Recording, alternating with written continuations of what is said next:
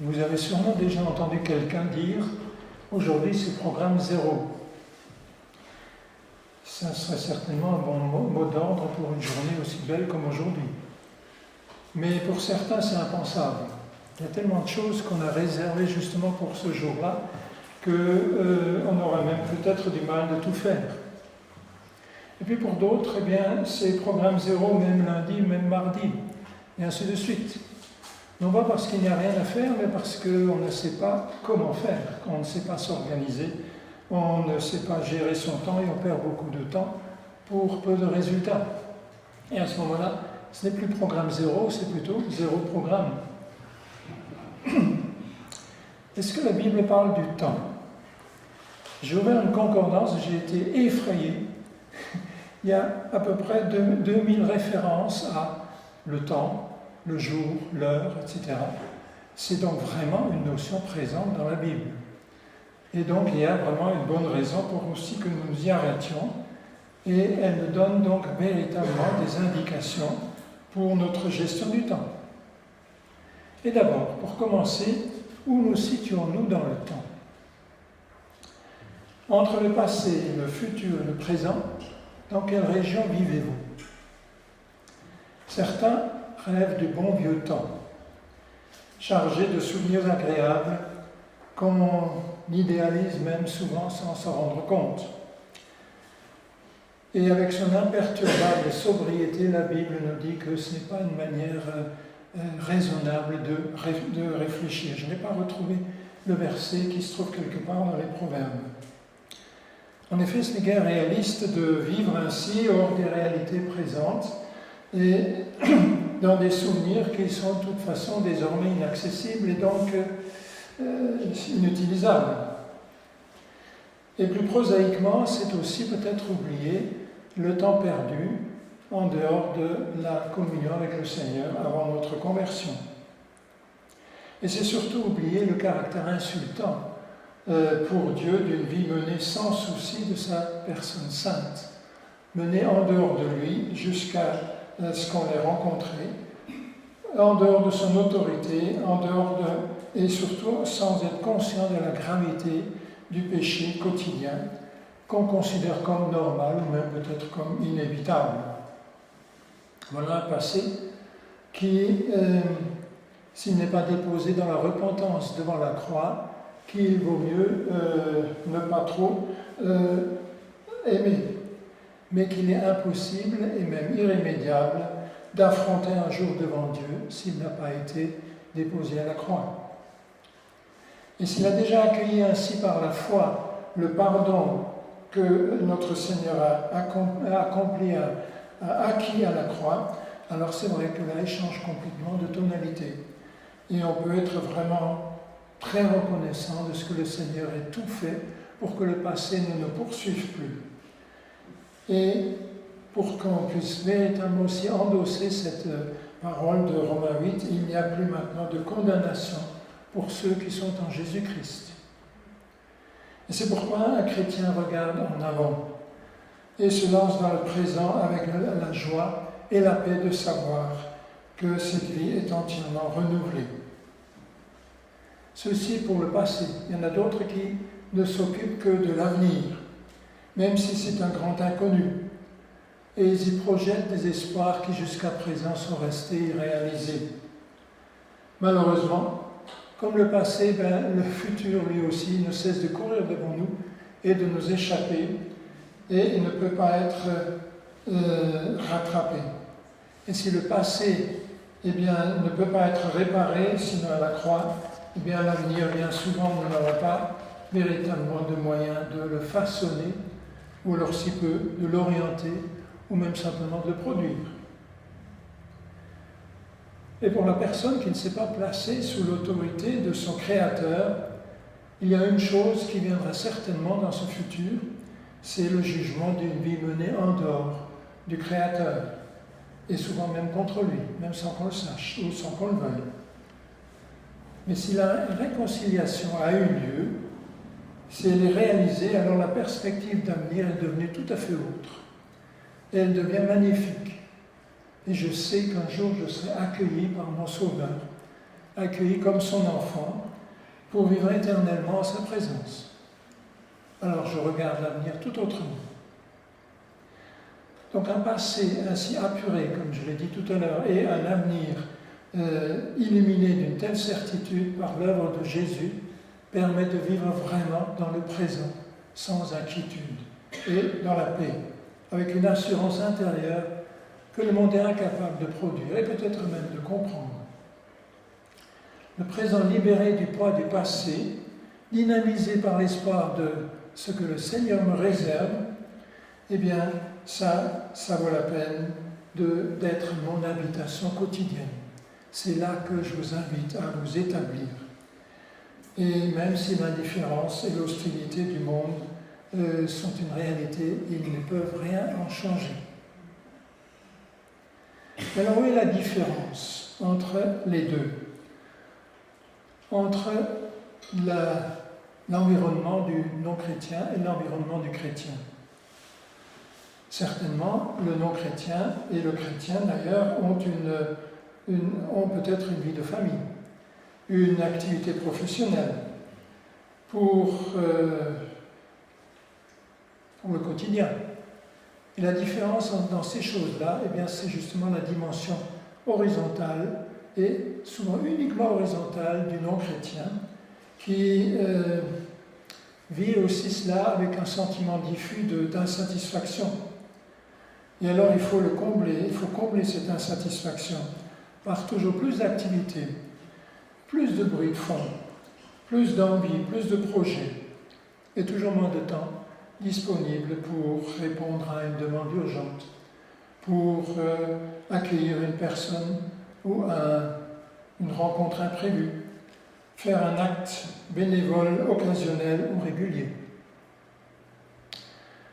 Un chrétien a des situations, des occupations semblables à tous les autres, mais il intègre à toutes ces activités une dimension verticale, la relation avec son Seigneur. Et cela commence par exemple comme ceci: Seigneur, je te remercie pour cette nouvelle journée qui s'ouvre devant moi, journée de travail. Veuille me conduire et m'aider à faire ce travail d'une manière qui puisse te plaire, qui puisse t'honorer. Et inspire-moi aussi pour tous les contacts que je vais avoir. Et si je me trouve à l'entrée d'un temps libre, eh bien pourquoi ne pas dire au Seigneur, eh bien tu sais de quoi ma famille, de quoi moi-même j'ai besoin en ces heures ou en cette journée que je voudrais placer sous ta souveraine direction. Je te prie de pourvoir à nos besoins et peut-être aussi par la même occasion aux besoins de quelqu'un d'autre que tu nous enverras. Que je puisse vivre ce temps d'une manière dont je puisse ensuite te remercier et vraiment me réjouir de façon durable en admirant la sagesse de ta direction. Et combien de fois il m'arrive à la fin d'une journée de me dire, mais c'est quand même magnifique la manière dont le Seigneur a rempli ces 24 heures. J'avais quelques idées, mais ou bien elles ont été complètement mises de côté, ou alors elles ont été enrichies de beaucoup d'autres choses en plus que je n'avais pas prévues, dont je ne suis pas du tout maître. Donc la présence ou l'absence de cette dimension verticale, cette relation avec le Seigneur a aussi des effets à long terme. Parfois, en écoutant à la radio l'interview d'une célébrité, vous entendez peut-être évoquer la manière dont cette célébrité laissera un souvenir sur cette terre, la marque qu'elle laissera à son époque. Je vous propose un exemple ancien du XIXe siècle.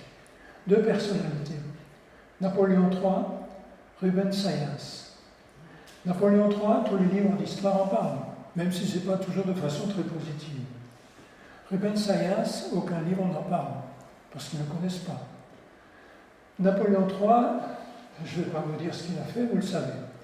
Mais Rubens Sayas, ça vous ne savez peut-être pas, c'est lui qui a relancé l'évangélisation de la France au XIXe siècle dans un mouvement dont nous, évangéliques, aujourd'hui, nous sommes toujours bénéficiaires. Entre les deux, qui est-ce qui laisse les meilleurs souvenirs?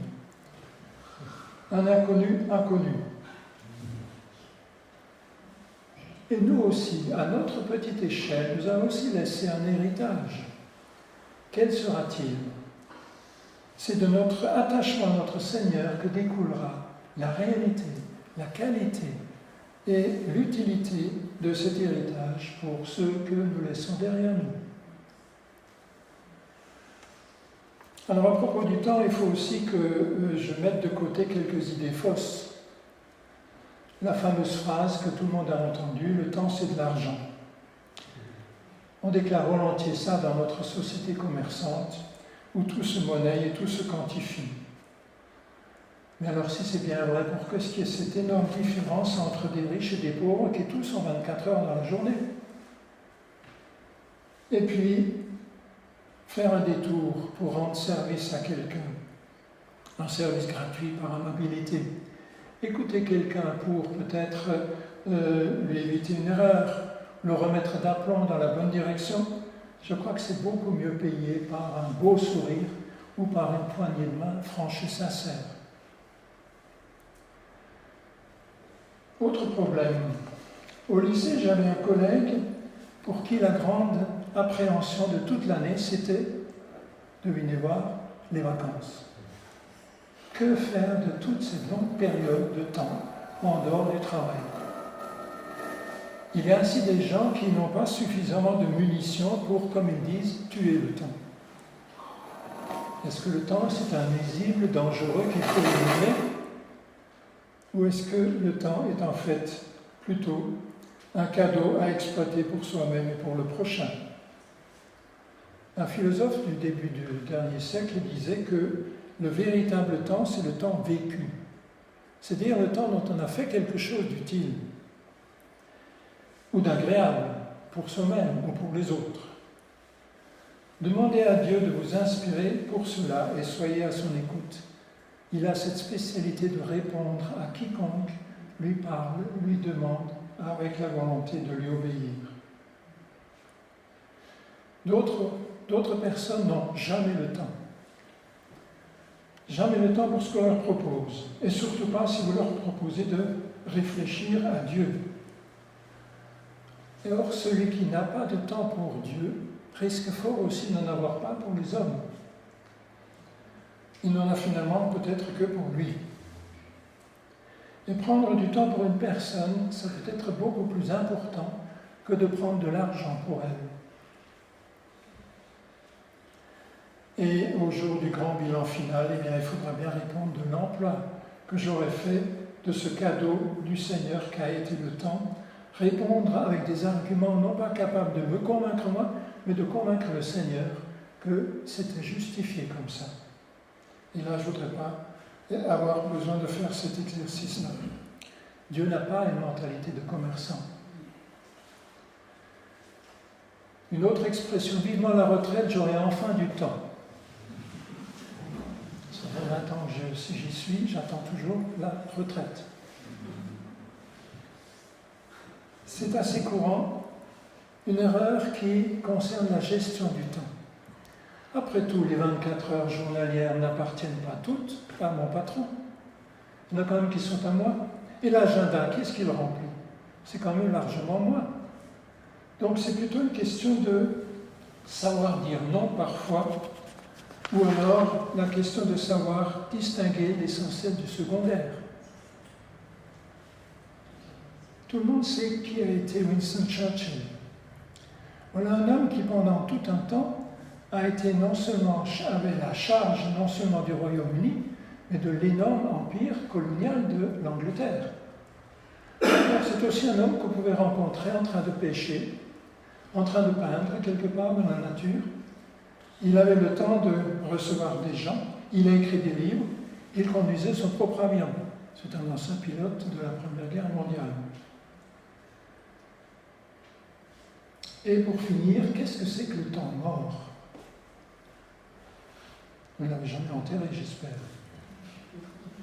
Est-ce que ce n'est pas simplement une manière étrange de désigner ce que moi j'appellerais plutôt le silence? Cette chose effrayante que beaucoup de gens se dépêchent de couvrir par toutes sortes de paroles, même si elles sont creuses. Ouvrez la radio et faites la distinction entre ce qui est utile et ce qui tue le temps. Le silence fait peur. Et on le remplit aussi par beaucoup de bruit, ou alors parfois du vacarme qu'on appelle musique et qui, moi, me fait plutôt penser à ce qu'on entend sur un chantier. Le silence fait peur, parce qu'on a peur de se retrouver seul avec soi-même, avec le risque de voir reparaître une réflexion sur soi-même qu'on avait refoulée la semaine dernière, pour ne pas s'y arrêter. De tels temps morts nous sont ménagés par Dieu qui nous cherche et nous offre sa grâce, et que peut-être aussi veut que nous réfléchissions à ce qu'il nous a dit pour accorder enfin un pardon à une personne qui l'a déjà demandé. Et cela nous amène finalement à voir ce que peut être la perspective chrétienne du temps. La première chose qui frappe, c'est que la Bible ne connaît pas le temps comme un espace vide, impersonnel qui passe devant nous, qui s'écoule comme ça, sans autre, en dehors de nous. Le temps d'abord appartient à Dieu. C'est lui qui l'a créé. Lisez le premier chapitre de la Genèse, il a mis en place les luminaires pour marquer les saisons et les temps. Et puis, ce temps qu'il a ainsi créé, il nous en offre une petite tranche, 50, 70, 80, peut-être plus d'années, comme gérant de ce cadeau pour que nous en jouissions, que nous l'utilisions de la meilleure façon, aussi pour son honneur. C'est lui qui a dit de racheter le temps. Qu'est-ce que ça veut dire sinon mettre à profit le moment qui passe, les occasions qui se présentent à nous? C'est une autre façon de traduire cette citation d'Éphésiens 5, 16. Et puis, il nous est dit aussi qu'il nous faut, c'est le Seigneur lui-même qui avait dit, il nous faut accomplir les œuvres de celui qui m'a envoyé tant qu'il fait jour. Donc ce temps n'est pas vide. Et si vous regardez bien dans le Nouveau Testament en particulier, il y a ce que l'on appelle les kairoi, c'est-à-dire ces petits moments, ces petites occasions favorables pour des choses très importantes qu'il ne s'agit surtout pas de ne pas reconnaître, de ne pas laisser passer, de saisir pour agir selon ce que le Seigneur a prévu que nous fassions. C'est ça aussi, racheter le temps. Aux Romains, Paul disait, c'est désormais l'heure de vous réveiller de votre sommeil, car le salut est plus près de vous. Ou alors, à Jérusalem, il disait, ah, si seulement tu avais compris, toi aussi, en ce jour, de quoi dépend ta paix. Voilà quelques petits aperçus de la manière dont Jésus voit le temps. Et je vais vous lire dans le chapitre 12 de Jean une petite partie de ce qu'il dit à propos de son temps à lui. C'est dans Jean 12, verset 23. L'heure est venue où le Fils de l'homme va entrer dans sa gloire. Vraiment, je vous l'assure, si le grain de blé qu'on a jeté en terre ne meurt pas, il reste un grain unique. Mais s'il meurt, il porte du fruit en abondance. Celui qui s'attache à sa propre vie la perdra. Mais celui qui fait peu de cas de sa vie en ce monde la gardera pour la vie éternelle. Si quelqu'un veut être à mon service, qu'il me suive. Là où je serai, mon serviteur y sera aussi. Si quelqu'un est à mon service, mon Père lui fera honneur. C'est donc dans des situations où Dieu veut intervenir dans notre quotidien et nous utiliser d'une manière tout à fait personnelle que se trouve la bonne utilisation du temps. Il met à disposition ces petits kairoi, ces petits moments particulièrement importants qu'il a préparés. Et cette façon que nous aurons ainsi d'agir sous sa direction, eh bien, ça va donner à notre vie sa tonalité, sa couleur tout à fait personnelle, unique, tout à fait différente aussi, même des personnes les plus proches.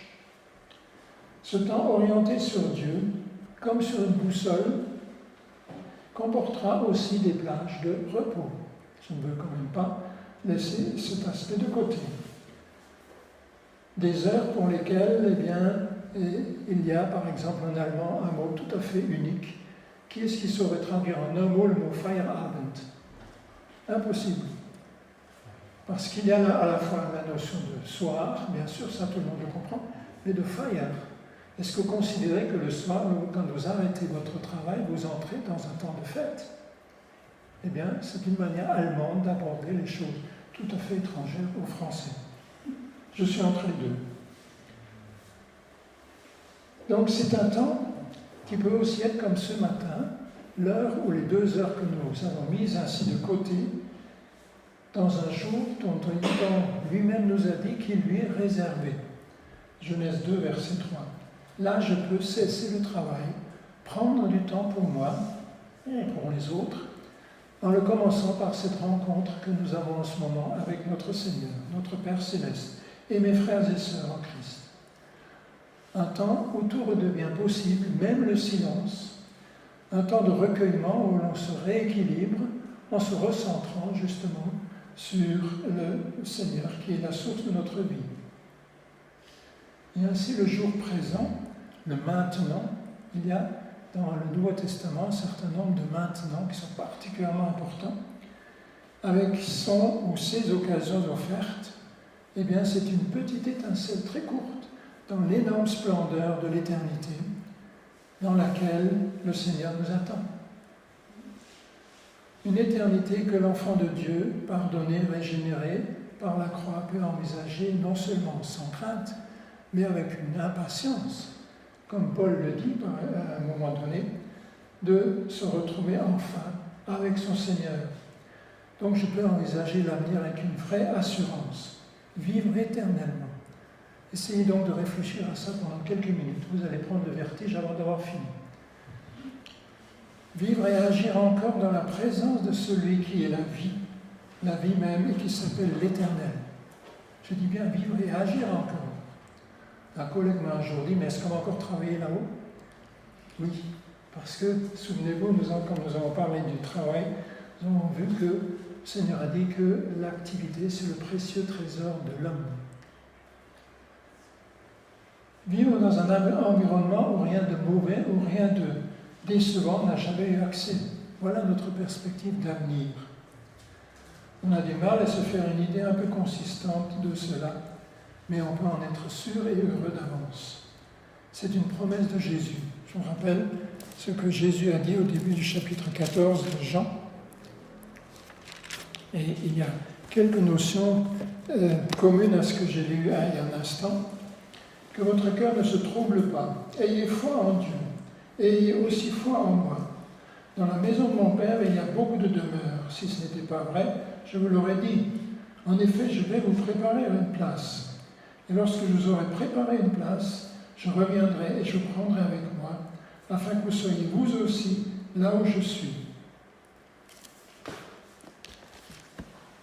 Je voudrais conclure avec 2 versets. Un verset mystérieux et un autre pleinement rassurant. Le mystérieux, c'est celui que vous avez peut-être en tête et que vous avez peut-être attendu de me voir citer, c'est Ecclésiaste 3:11. Dieu a fait toutes choses belles en son temps. Il a implanté au tréfonds de l'être humain le sens de l'éternité. L'être humain, pas les chrétiens, l'être humain, tous.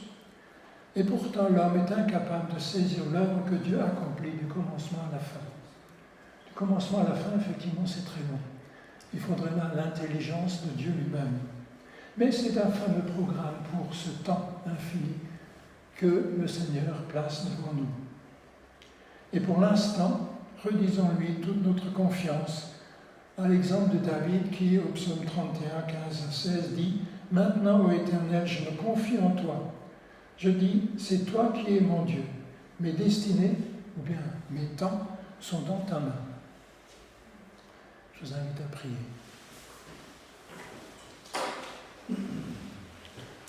Quel magnifique cadeau, Seigneur, tu nous as fait, non seulement en créant le temps, mais surtout en le remplissant et en lui donnant la tonalité de derrière nous, de la libération, devant nous, de la joie, d'un accueil absolument inimaginable qui nous attend. Nous te louons, Seigneur notre Dieu, parce que dans le présent, tu veux être avec nous tous les jours jusqu'à la fin du monde. et c'est une promesse absolument certaine. Merci pour le temps d'aujourd'hui, pour ce que tu nous as permis de vivre ensemble, et veuille bénir nos nouveaux frères et sœurs encore, bénis aussi nos visiteurs, et conduis-nous dans toute cette semaine pour que ce temps t'honore et te glorifie. En notre Seigneur Jésus. Amen.